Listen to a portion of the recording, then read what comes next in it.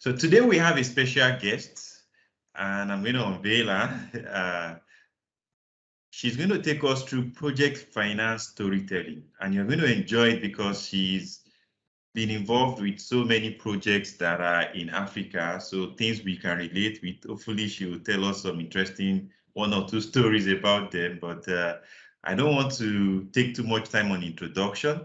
I'm just quickly going to mention that we have some amazing offers for you from a few of our sponsors. FMI Institute, who we all know are in charge of the certification exam, have made it possible for us to share with you a 40% discount code that you can use to access the exams that are running currently. I'm going to put them in the chat box so you can be able to get them later on. Also, from us as sponsors of this event, we also have trainings you can sign up to.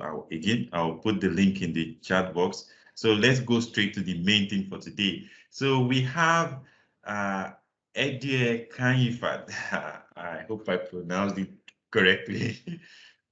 You can correct me so that I'll pronounce it the right way.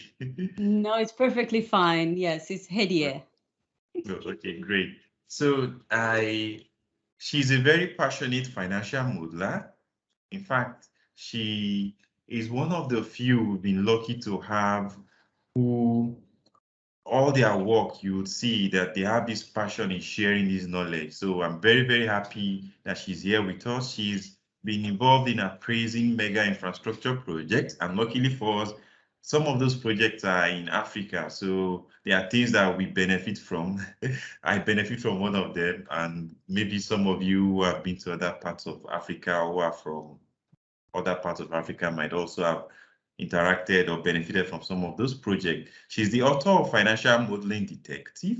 She aims to make financial modeling easy and fun. You can always follow her work at phoenixmode.com. I'm going to put this in the chat box, and you can also connect with her on LinkedIn. I'm again going to put that in the chat box. So right now, I'm going to call her upstage and stop sharing my screen. So Hedieh, it is over to you. It's a pleasure having you with us today.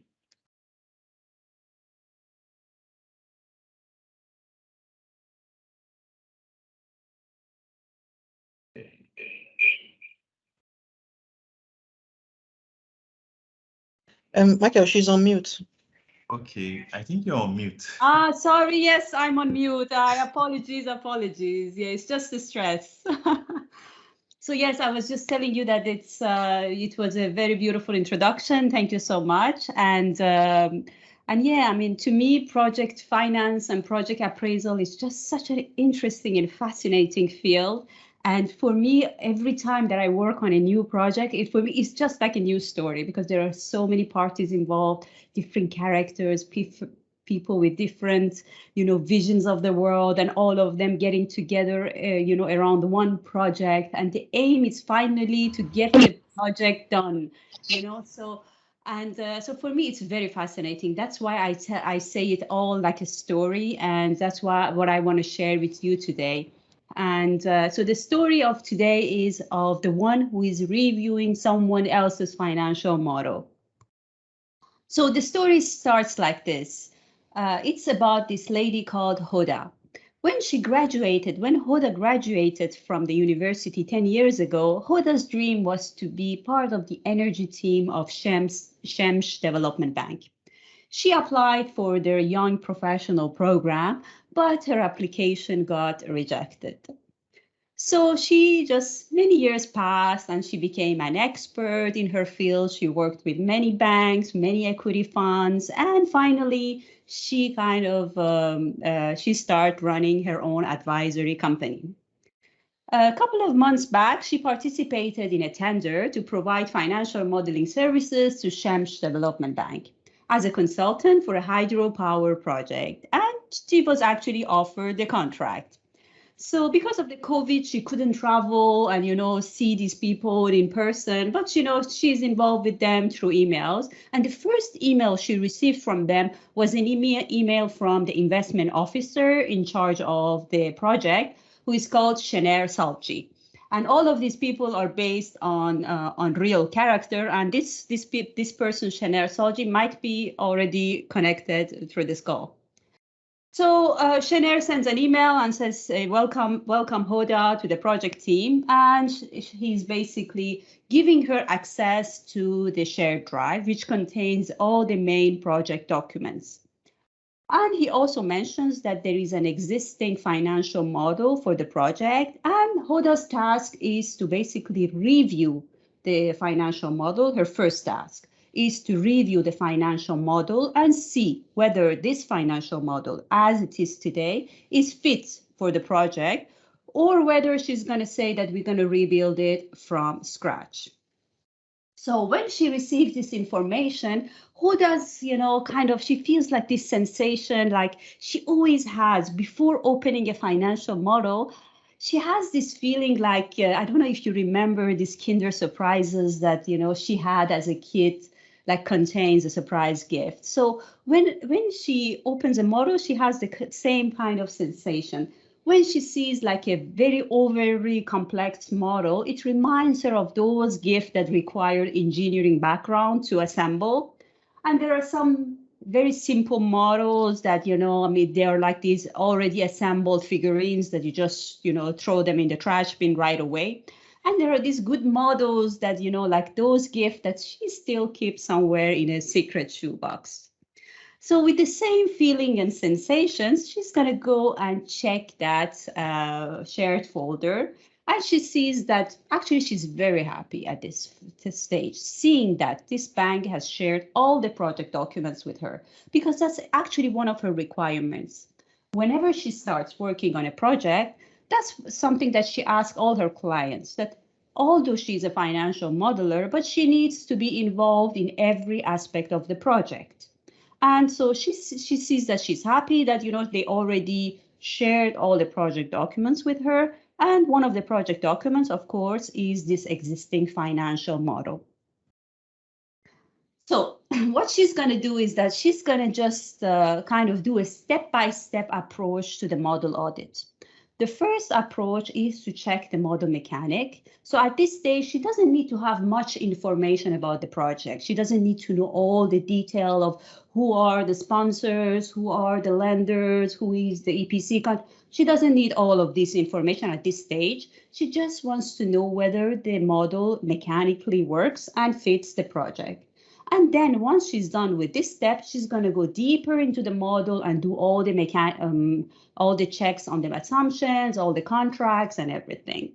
So she's going to start. So in her mind, she is clear that at this stage, she just wants to do the mechanical check.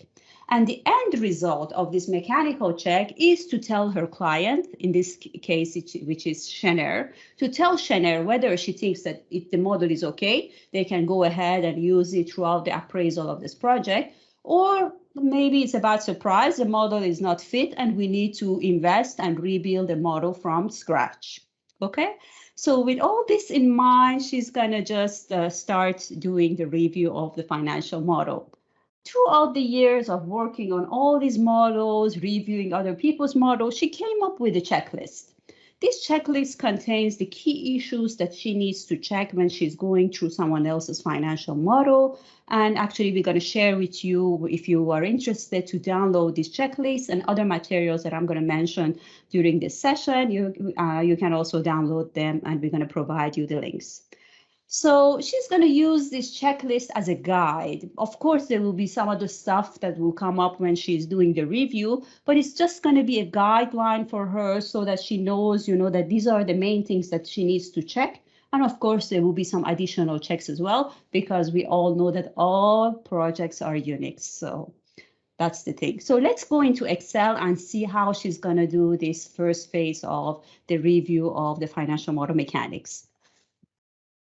So this is the financial model. When she opens it, she goes to the shared folder, she opens the financial model, and first thing she does is to get a first impression, okay? So she's going to go through all the worksheet and to understand, to have a feeling of what this model is and how it looks like. And for the ladies on this call, we all know that the first impression, there are always the right ones. However, she's going to just, go and check it out. And based on this first review, she sees that, okay, the model contains a guide sheet. So this guide sheet contains the color codes that are used in this model. Good. There is a section that explains the model functionality, whether there are any macros that she needs to run if using this model.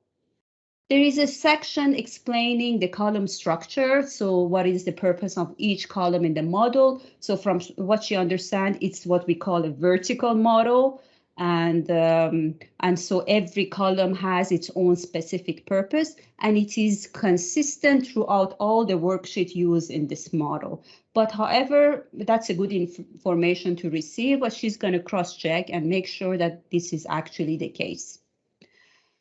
She sees that, okay, so the model is modular, what we call a modular model. It's just mainly, it means that the different components of the projects are included in different worksheets in the model. We also have what we call a one-pager model, where you have inputs and then you have calculation and you have result. That's perfectly fine, as opposed to the modular model. Both of them are just different structures. They are both okay and they're both fine.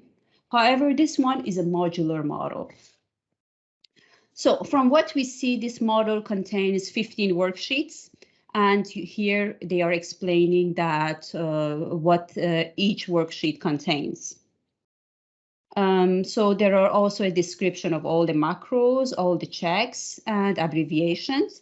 And there is a section which I find very interesting, which is the data book. So they have, although the model already contains input sheet and a summary sheet, within this guide, they kind of puts what they call the data book, which is in form of text and tables. They have summarized the key inputs and output. So that's easy because that's going to facilitate if you want to just copy and paste them in another document, or if you want to just print it out and send it to someone and say that these are the main model assumptions and inputs. So up to now, she is fine with what she sees. And then she's going to check, that, okay, so there is an input sheet. And the input sheet is presented in form of scenarios. So there is a switch here that enables her to navigate in between different scenarios. So that's a very good function because it enables her to kind of have a sponsor-based case, a lender-based case, a down case, a up case, or a conservative case, or whatever you want to call it. So that's a very good functionality that was created in this model. There is a summary sheet which kind of summarizes the key inputs and outputs of the model, which is going to make it easy to kind of understand and work with this model. So basically, once she's done reviewing the model as a user of the model, she's just going to deal with these two worksheets. She's just going to deal with the inputs and the summary sheets. She's going to make changes on the inputs, and then she's going to come and see the impact on the model results. There are financial statements, cash flow waterfall, which is one of the main requirements. One of the most important statements in a project finance is the cash flow waterfall. So she sees that actually this model contains the cash flow waterfall, so that's a positive thing. And then she sees that there are a number of calculation sheets as well in the model. So based on this first impression, we always said it's a first impression, she is fine with the model. So she feels comfortable and she sees that, okay, so that seems to be a good model.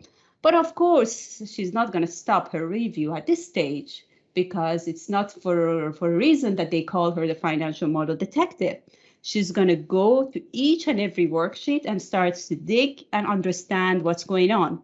That's why she's going to include the checklist that we mentioned. She's going to actually include it within the model, and she's going to use it as a guide to understand and to review the financial model. So one of the things that she wants to check is that whether the model contains the color schemes, the color codes, and whether they are used consistently within the model.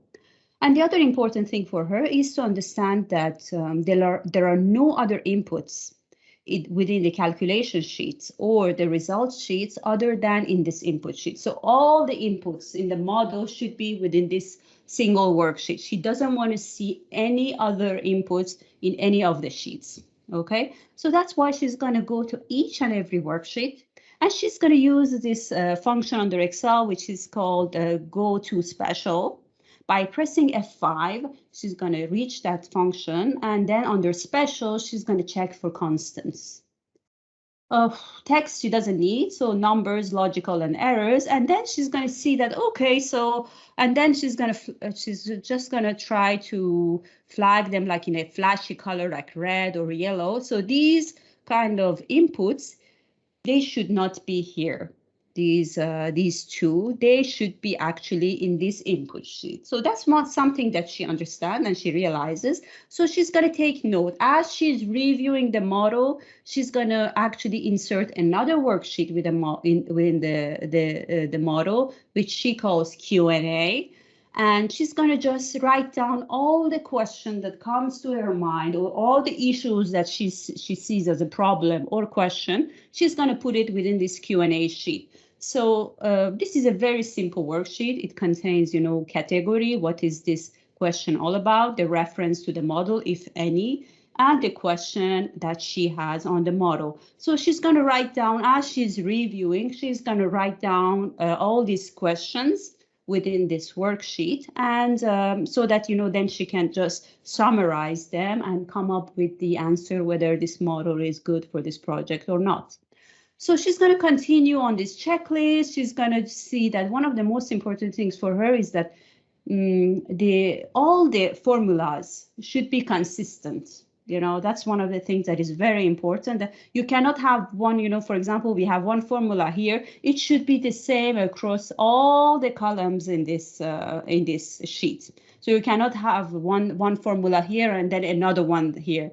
It's going to it just doesn't make sense. So that's one of the standards. So one thing that she's going to do is what they call actually in the grid lines, which is one of the companies that is really, just the one that, set all the standards. It's also the person who established grid lines is the one who established the FAST standards.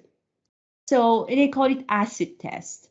So what she does is she's going to bring one of the metrics that is very kind of like the shareholder IRR. This one is a metric that basically is based on one of the cash flow items down in the waterfall, cash flow waterfall. So she's going to bring it in and she's going to copy paste it as values, just to see that if she copies and pastes the formula across, is it going to change something in the model? If it does, then it means that there is a problem. Okay. So she's going to come and she's going to copy everything, all these formulas, she's going to copy and paste it across, okay?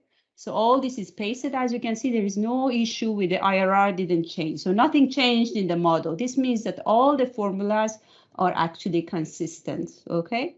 So she's going to repeat the same process across all the worksheet within the model to make sure that all formulas are consistent.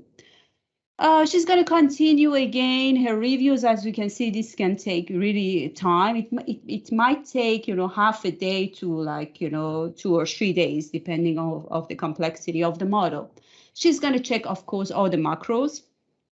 She's going to make sure that all the macros works properly in the model and there is a purpose to all of them. She's going to make sure that there are no errors in the model. And for that, she even going to check, all the name ranges. For example, in this one, we see that there are some errors. So she's going to write it down in the Q&A and say that, okay, so there are some errors, please consider removing or correcting it.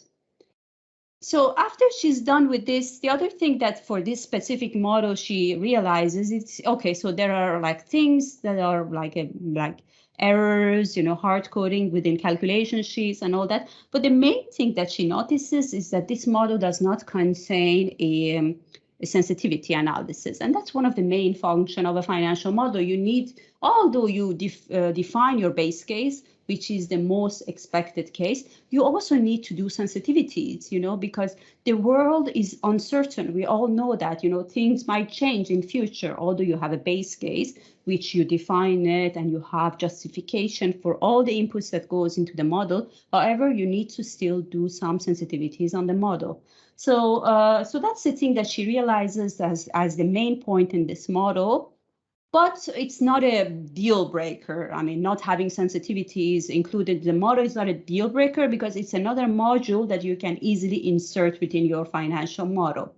So she collects all this information and all the observation, and she's gonna just say that, you know, the final verdict is that, okay, so she's gonna write an email to Shaner Salji, which is the investment officer, if you remember. She's going to write an email and say that, okay, this is a good model. It's a solid starting point for the analysis, so we can use it, we can adopt it. However, there are these problems that we need to handle, and so that's the main conclusion, that this is a good model and we can adopt it. So once she's done with this stage, now it's the most, I mean, this was nothing. The most important thing now is to go through the inputs and understand what this project is all about and what are we dealing with. So that's when she, let me just go. So that's when she will step into the inputs. She goes to the shared drive. She will read each and every project document that was shared with her. I mean, she will read them all, she will start highlighting, she will extract information that she needs and are related to the financial model. And at the same time that she's reading the documents, as we said, she always has this thing in mind that all the things that are in the documents, project documents, which describes the project, they need to be reflected somehow in the model, whether in form of inputs or in form of methodology, the way we calculate revenues, OPEX, indexation, all that, they should be coming from the technical studies, from the contracts and everything. So she has this thing in mind and she's juggling between the project documents and the financial model. And what she actually, another tool that she's using when she's reviewing financial model is a sheet that she includes in her financial model, which is called, she calls it references. It's just that she started, when she's building financial model, she find it useful to include that worksheet within her model. It's basically a worksheet that tells where each input that goes into the models are coming from. So whether it's from what document, she's going to put the reference to that document. Whether it's her own internal assumption, she's going to mention that it's my assumption, that's why I put this one. If it's from the Google search or from a website, she's going to put the website. So she thinks that it's a very good practice, and she's going to do the same thing when she's reviewing someone else's financial model. She's going to include that worksheet within the model. So let's go and have a look at the worksheet. So for the same model, she included this worksheet she calls references. And so basically, as you can see here, this worksheet, it has this column, which is all the inputs that are included in the model, and they are basically linked to the inputs. You see, they're all coming from this same input sheet. And then she's going to put the value for the base case. And when she's reviewing the project documents, she's going to say, okay, so they say that in the model that the construction program is 12 months. Where did they get it from, this 12 months? Is it really, you know, based on some contract, or is it their own assumption? And that's the important part that I say that it's so important to involve the financial modeler in the discussions and and share all the project documents, because you need to do benchmarking, you know. So you're looking at this project, it's a hydro project, and you look at the megawatt installed. Based on all this information that you receive, you need to be able to understand whether the EPC cost makes sense, whether the construction program of 12 months for a project of this size makes sense. So you need to kind of have this kind of ability to do this benchmarking based on your previous projects or based on the project documents that you have access to. So she's going to continue with her review. Of course, she will still have some questions.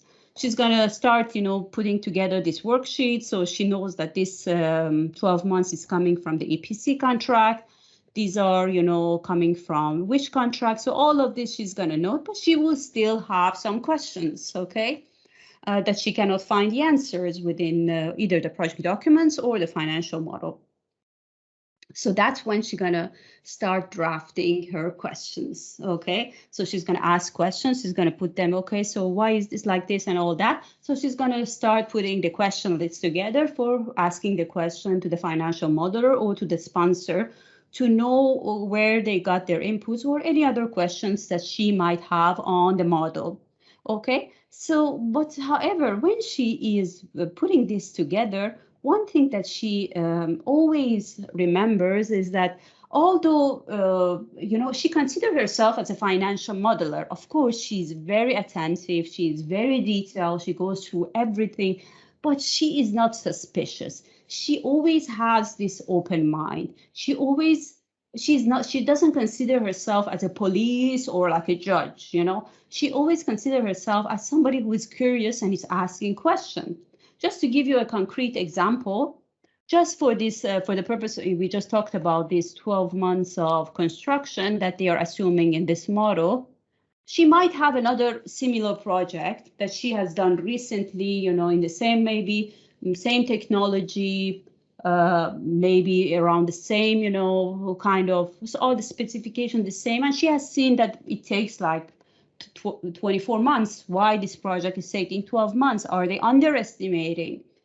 So but however, she's not accusing them of having a, you know, wrong information. She's going to ask, maybe, you know, the specifications are different. Maybe that should be, so that's why she's going to always ask the question. Another concrete example is like in the operating cost. She's going through the operating cost and she sees this cost called management fees. So directly when she sees management fees, her mind is going to go, who's getting this management fee? Is it the sponsor themselves?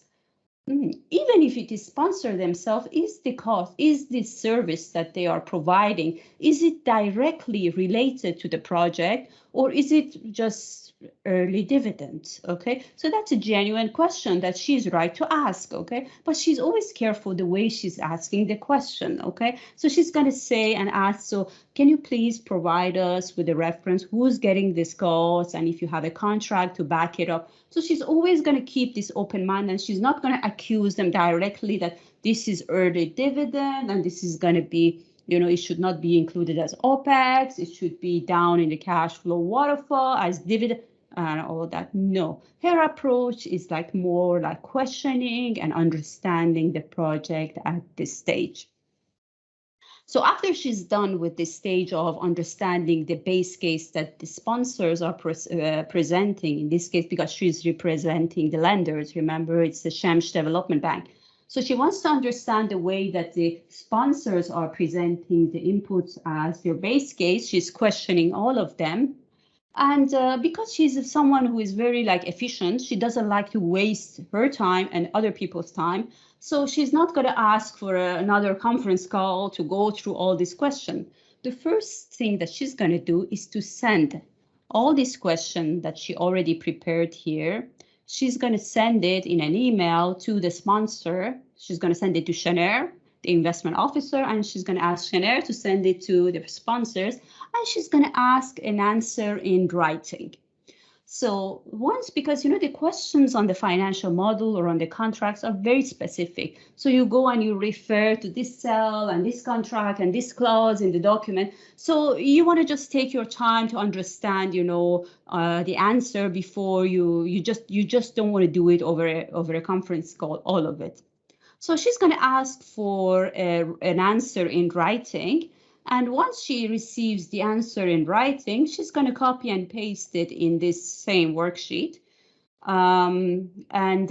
She's going to go through it and see, okay, so they said for this answer, they said that they're going to come back and they're going to revise the model. So they're going to she's going to just change the status of this question from open to carry forward. It's still pending question. Some of the questions, they already provide the documents that she needed. For example, she asked for the detail of other costs, whether it's CapEx or OPEX, and they provided the details. So she's going to close this question. So this is not a question anymore. She got her answer, and there will be some pending questions. And either these pending questions Maybe they are depending on a document that she needs to receive later, or just a revision that they would do in the next iteration of the model, or subject to a lender, technical advisor, whatever. So she's going to carry them forward. And however, for some of the questions that she thinks that she still needs a call, or it's maybe a negotiation point, you know, so she's going to keep them open, and then she's going to organize the call and go through this question together with the sponsor. And these rounds of questions and answers, they're going to continue on and on until they come up with a version of the model, which they call a final version. And of course, the story continues. Then the model, this model will be sent to the model auditor. Model auditor itself will do another round of check on the model mechanics, assumptions, conformity with the contracts and all that. There will be another round of checks as well on the financial model. So the story continues on and on. So that's how far I wanted to go with this story with you. I would like to open the floor to you as well to see what are your feedbacks, but basically that was the story for today. Wow, thanks a lot. And there are some questions already coming on. So I told people that we will let you be done before we start asking the questions. Sure. Okay. So I'm going to scroll up a bit and see. Okay, I think I've answered one of them. But Gunjan is asking that, are we going to get the Excel file? So I explained to him that, so that it doesn't look like I'm the one saying, let me let you answer. So if you can even see in the chat, so Gunjan was asking, are we going to get the Excel file? Because I know I've spoken before now. You said you're going to give us the PowerPoint, that the Excel has real confidential work. So that was what I told him. Am I correct? That's correct, yes. So it's a complete full project finance model, the one that I just presented to you. And but I'm going to share, you know, I have all the components of this model that you can see. I have it as a template in my Eloquence channel that you can go and download. And so I don't have the complete model, but to be honest with you, you have all the components, you know, for free as templates that you can put them together as one file. Great. So I'm going to even go grab that and share with them the Eloquence. Sorry, Mr. Michael, can I ask a question? Yes, you can. Yes, please. Okay, beautiful. So, Hedieh, thanks so much for this presentation. It's masterfully orchestrated and we really appreciate it. It's quite insightful as well. So I just want to ask, over-reliance on model that can lead to model risk. What are those key things that we need to do or we need to put in place? Because if you look at a lot of things that is being done now, there is reliance on model, one model or the other and all that. And the risk that can emanate from reliance on this model can be colossal. So what are the key things that a company or an individual can put in place to avert such? Thanks. Sure, perfect. Okay, I'm just going to start resharing my screen again. So, I mean, there are things that are, you always need to put some checks in the model. That's the first thing that you can do. Okay, the first thing is that you need to be involved, you know, as the financial model, if you're your financial model needs to be involved in every aspect of the project so that you make sure that the base case is representative of the most expected case. Okay, although, as I said, you're going to still do some sensitivities, you're going to make sure that, you know, what you represent as the base case represents what is actually expected and is based on all the contracts. So that's the thing, to have a good financial modeler with you, next to you, to do all these checks and to make sure that the model is up to date with the reality of the project as of today. So you should not wait for one day to change and update the model. The model needs to be updated as soon as you receive a phone call from the lenders, as soon as you receive a new information, as soon as you receive a project document, you need to update the model and see the impact on the metrics so that you can negotiate better contracts. So that's one thing. And the other thing, in terms of the model mechanics, you can always, of course, Excel is prone to errors. We all know that. However, you can still minimize the errors by including some checks, error checks. Again, I have a template. You can just see it on my Eloquence channel as well with the links that we're going to provide. These are the typical checks that you're going to include in the model so that you make sure that the model mechanically it works. For example, the balance sheet balances, sources and uses, they match, the debt is fully refunded. So all of these are mechanical checks, and you, as much as you can, just put as much as checks that you can in the model. And then whenever you change an input in the model, if one of these is not satisfied, you're going to check, for example, you see that in this model, I have put these, this button is coming in on top in this worksheet. I don't know why, but I have this check on top of each of my worksheet. You see this flag, okay. So it's there. As soon as this is not okay and it fails, this means that whether there is something wrong in the model mechanic, or maybe I just pushed too much. I am in a stress case when that tariff that I'm defining in my model is not okay. It's not working for this project, so that it cannot be fully repaid. So including these checks was going to make sure that the model works perfectly, and at the same time you need to have a good financial modeler next to you to kind of make sure that everything is in place. Oh, thank you so much. I really appreciate that. But I just want to ask that back testing, where does it come in? Sorry, I'm sorry, I didn't get the question. Okay, I said thanks for providing that insight. So I just want to ask that back testing, where does it really fall in model analysis and all that? Where does it? What do you mean by where does it falling? I mean these checks, you mean? As in, if you want to back test. What do you mean by back test? Yeah, as in we have a model and we now want to retrace the model, maybe from the expected scenario to the base case. We now want to retrace this. Perhaps there's an error in that model or in the assumptions that we have put in place in the model. So where does back testing, where does it play? So there are different checks. So one check is the mechanical check that is easy to incorporate in the model. As I said, it's just these checks that you make sure that the model works well mechanically. And there are also some other checks as well here that you can see, like, for example, that the debt service cover ratios, for example, the lenders, they require a minimum debt service cover ratio of 1.3, for example. And then if your assumption, if your base case doesn't satisfy this 1.3, this means that something is wrong.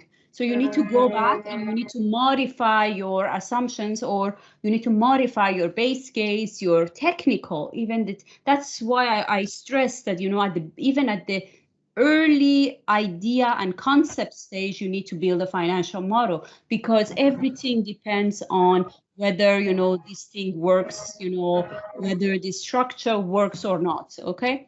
So having this, so first of all, you need to build these checks in the model to make sure that the model works mechanically, as well as all the requirements are fulfilled. For example, if it is for the sponsors, they require a minimum required return. If this is not satisfied, the model needs to tell you, flag you that, okay, in your case, live case that now you are testing, these things are not satisfied, okay? There might be a rationale behind it. It doesn't mean that it's a mistake. It might be that, okay, so that's the way it is. You want 14% IRR, but today with the terms that you are getting from your lenders, with the tariff that you have, it is not possible. So that's what it is. So what the model still needs to flag and notify you that what you want is not according to what the model, what base case that you are defining is just giving you. And that's why I like, this kind of presenting the inputs as scenarios, because as I always say, that they're on different points of views. So we have sponsors. sponsors are usually the ones who are like more positive towards the future of the project. They just want to get the project done. They just want to go forward. Lenders, when they come, and we also have to consider that, the lenders in a project finance still are the ones who are mainly financing 70 to 80% of the total project cost, So they are the main shareholders for a long period of time. So they are more conservative. That's what we all know, that lenders are more conservative when it comes to the assumptions, the way they look at the base case. Okay, so they will have another point of view on what the project will look like in future. So that's why it's good to have a look at them next to each other. Say, okay, this is how the sponsors look at the world, and this is how the lenders look at the world. And both of them are okay, but we need to make sure that the project is basically structured around these two kind of point of views. Yeah, thank you so much, Hedieh. I really appreciate that. You're welcome. Yeah. Thanks a lot. And so I don't know if you can, oh great, you can see the links I've shared. I hope I shared the correct links. Yes, it's perfect. Yes, so you have here on my Eloquence channel, you can see all the templates that are available for free, and some of them are paid, but most of them are available for free. And we're also going to share the presentation slides, and you're going to receive the links as well. Great. So great. I think that answers Gunjan's question. He was asking about the template. So with this, you'll be able to get the template. Any more questions before I go to my own questions? And there are some questions we normally ask. Maybe I let you know ahead. One is about your journey, your personal journey, how you went from, I don't know when you started all of this or when you had the idea of you going into finance and all. I read a bit about your love for economics right from Economics 101, or maybe started before then. So we'd like to hear your unique journey. Then I think the other question we ask compulsorily is your advice for people starting out now. So we always ask that at the end after other people have asked their questions.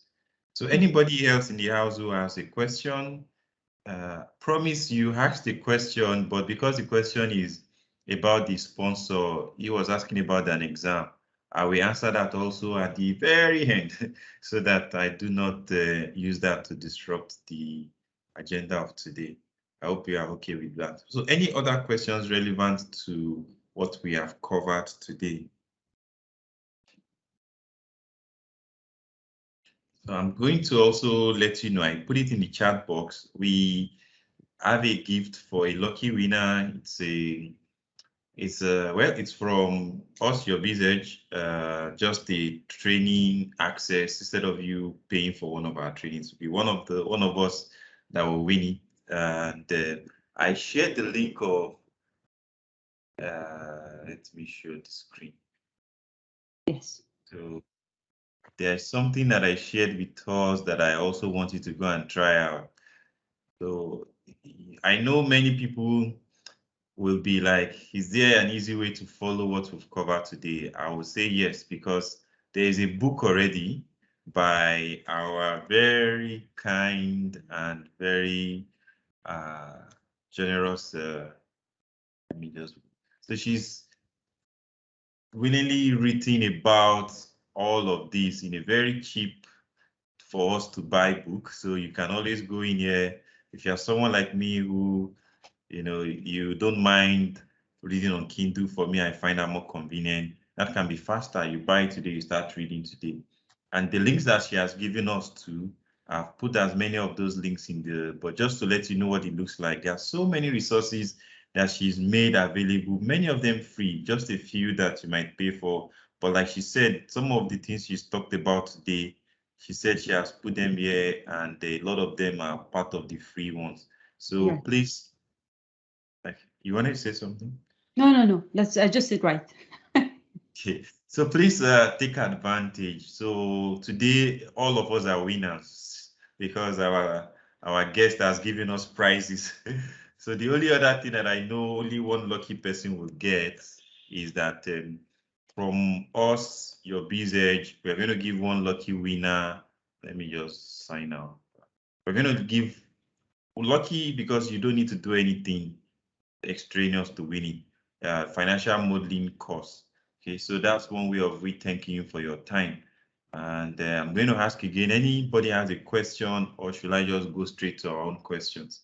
All right, if you are still thinking about a question to ask, I'm going to go to our own question. So Temidayo and Ifeanyi, please help me get the names of people. I will need the names in a list so that I can paste it into wheel of names. So I see you've sent me the screenshot. No, I will need to paste it here so that this will do the spinning and get us who the winner is. So nobody is going to say like, oh, we need to audit how we got the winner.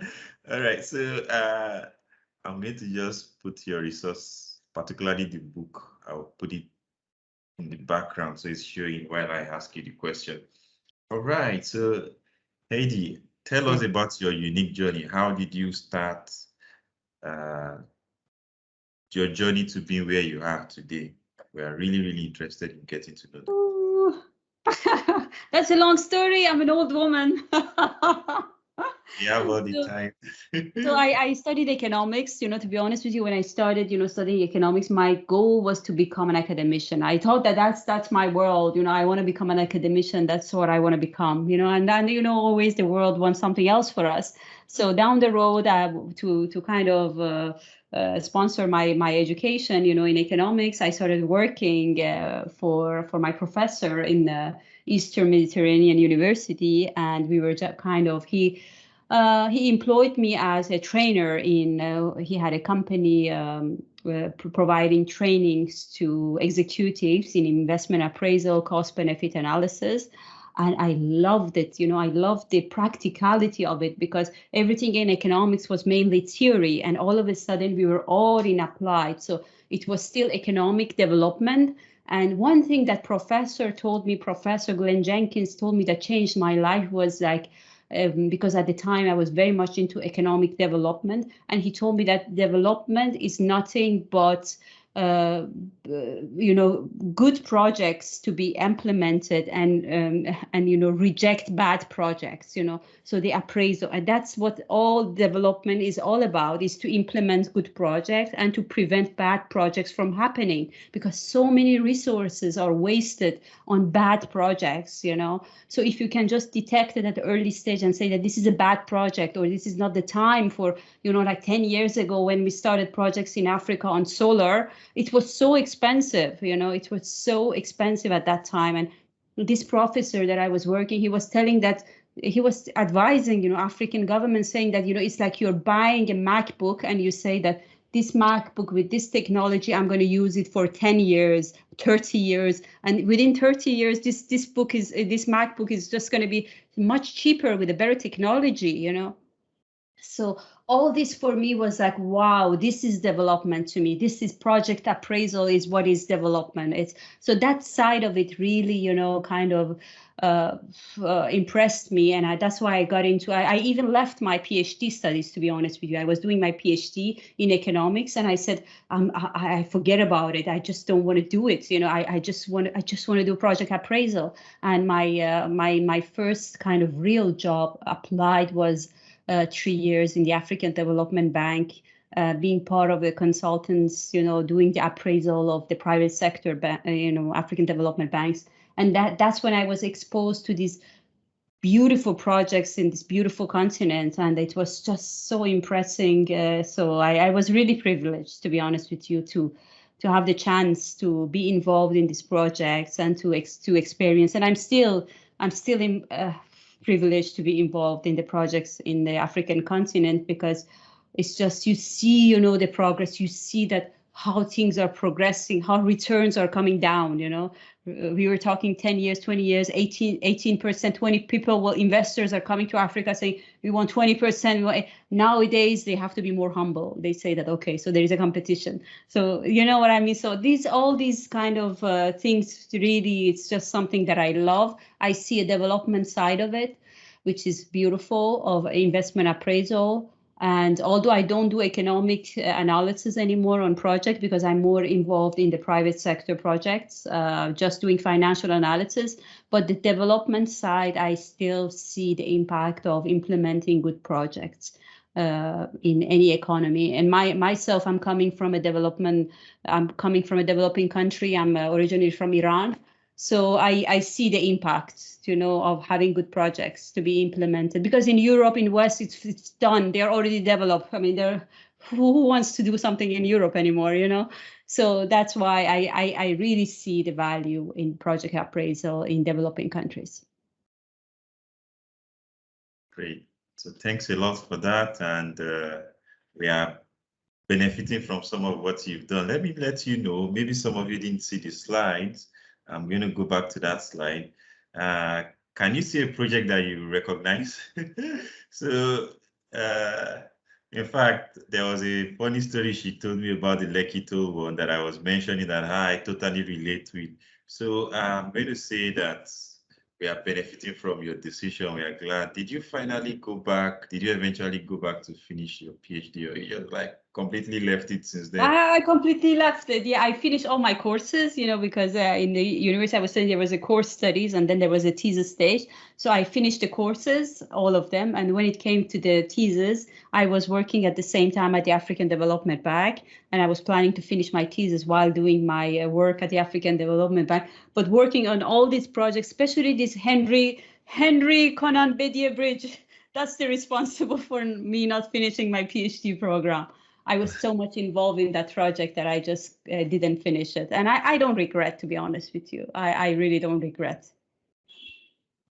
Wow. So I'm going to go now to one of the other questions we asked, which is about, for someone starting out right now, for those of us who we really envy what you've done, we also see that there's a lot of positive value that we can add, and it ties with our interest in finance, because that's why we are here.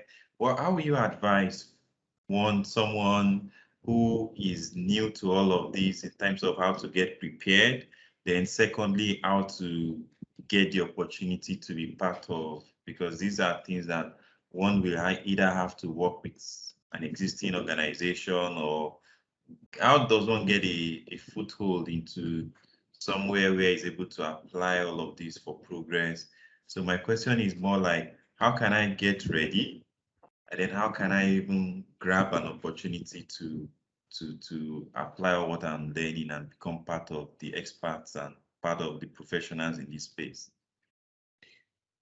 Getting ready, I don't know. To be honest with you, we always, I did all these studies, but when I really started working, I was teaching investment appraisal, executive programs, and I was really going and teaching people about, how to do financial modeling. But when I was, when I started working at the African Development on real project, the first meeting I had, I was like, oh my God, I know nothing, what is this?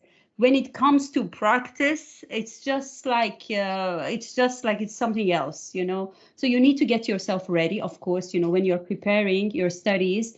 That's why it's always good to have these training courses when they have this.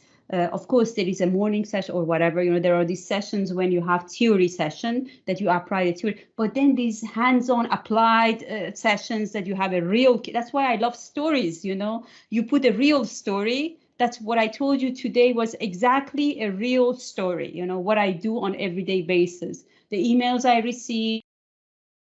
So this kind of things, if you can get your hands on these kind of trainings that will teach you how it is done in application, what people are doing in real life, how they, deal with these things, that's just, a great value. So try to find out trainings that are real based on application, not that much on theory, So learn the theory and always keep an open mind, because once you get into, something, there will be things that will be different. Every project is unique, so you will need to deal with new things. That's completely normal. We are all learning. I am here with you. I have really, I have 10 years of experience working with this stuff, but I'm still learning on everyday basis. Every day I have a meeting, I say, oh my God, I still need to learn how to do this and that. So we are all learning, and you will still need to learn. So keep yourself open to learning new things every day.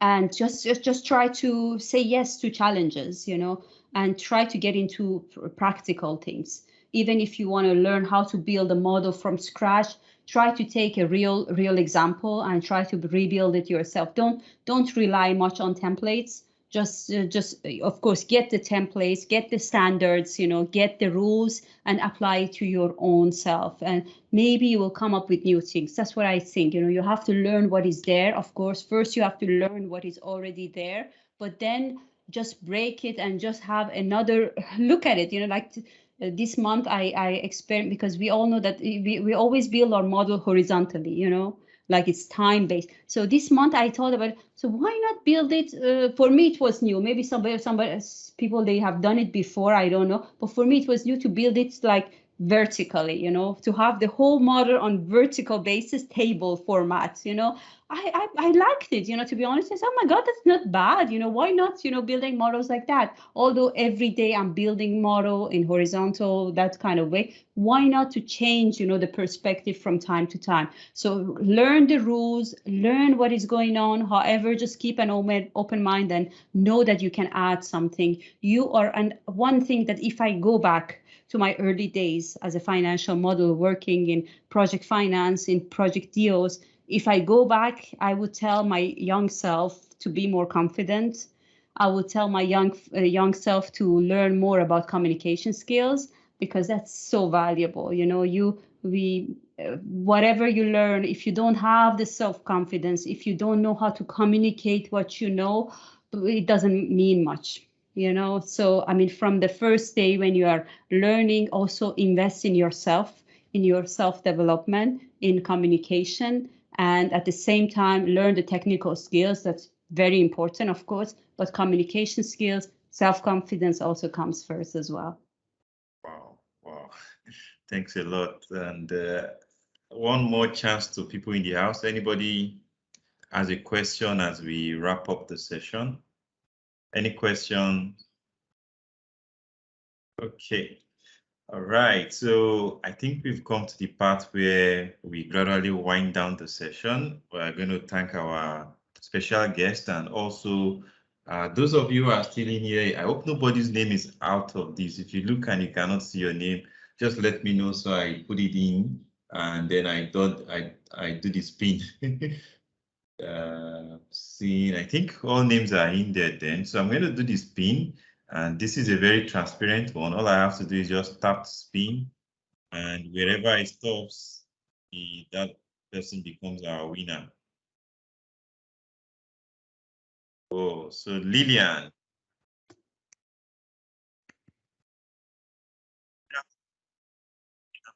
Okay.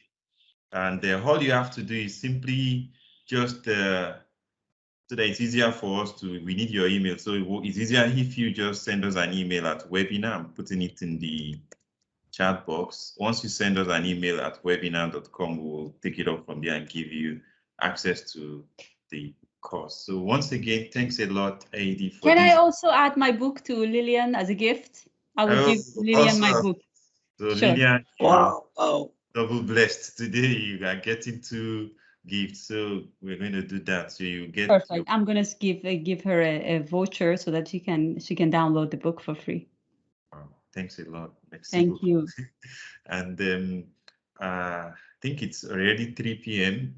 So everybody who has joined us today, thanks a lot. It's been a wonderful session, and to our special guest, this has been a very refreshing one, completely different from what we've been having, very enlightening. And your advice, I want us all to not forget that advice. I'm taking it for myself, which is on the confidence and self-development side, make sure that you are not lacking, develop yourself, have that confidence.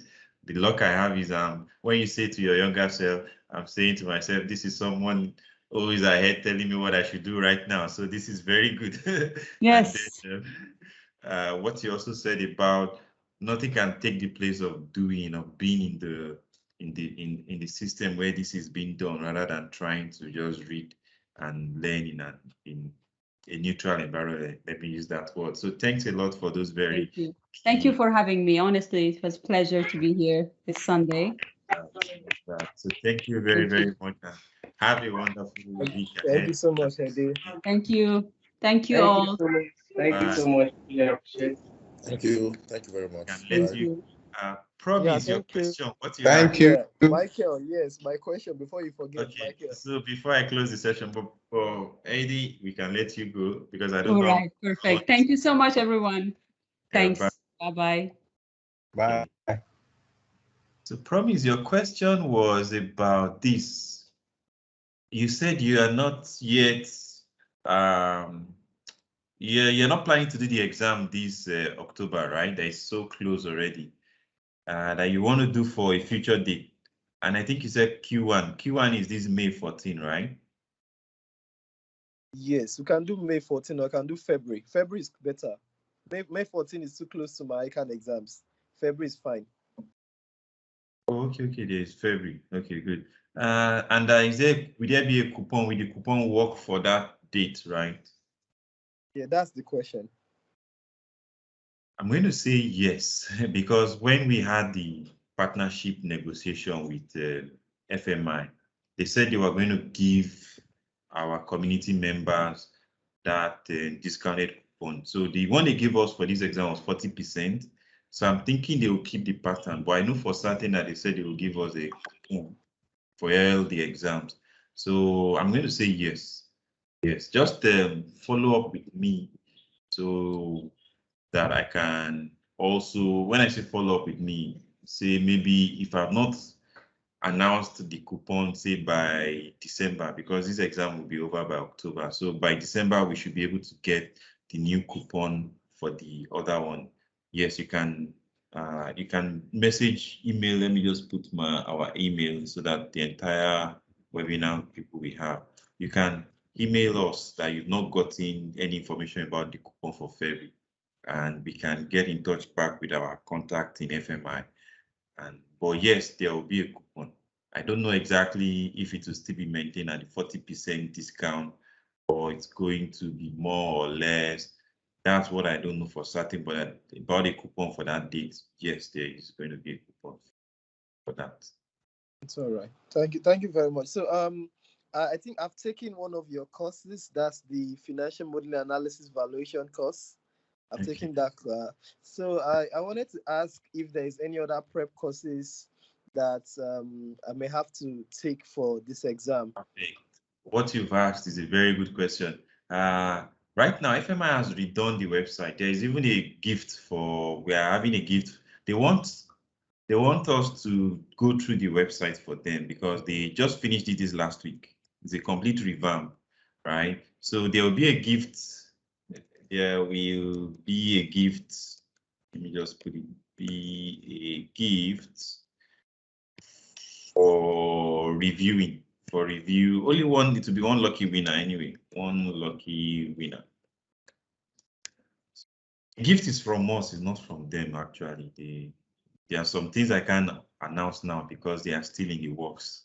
There are so many things they are trying to do for the community, FMI and me, from something related to scholarships, something related to many other things, or no final word yet. The one that is finalized is the one I've announced. But what I want to say is that please also go on their website and review. But back to your question, if I go to, let's get started, prepare. In this Get Accredited, if I go to prepare, you'll see something new, something that was not on the previous. So the moment you log in or register, you'll be able to access, in addition to what is freely available before now, they've added more videos, things to guide people who are taking the exams as regards how to easily understand what to do, checklists to ensure that they are ready to pass the exam. And on our own hand, we want to also do mock exams. Before, we used to make it part of our bundle training, We are thinking we can do it for free for people. It's just how to go about it that we need to finalize, which means it will most likely be online, or if people are not too many, then it can happen at our place. But if the numbers are many, we might not be able to simulate an exam at our place if the numbers are many. But anyway, it won't happen for this year to the next year. So you can do a mock exam. Mock exam, if you ask me, is the most important preparation tip, because the exam involves you doing the model within 4 hours. I build commercial models that I build, and I do model that last year I was doing, at some point last year, I was doing like every 2 weeks or at least once a month, I was having a client that I was building a model for. But I never do it in 1 hour, in 1 day.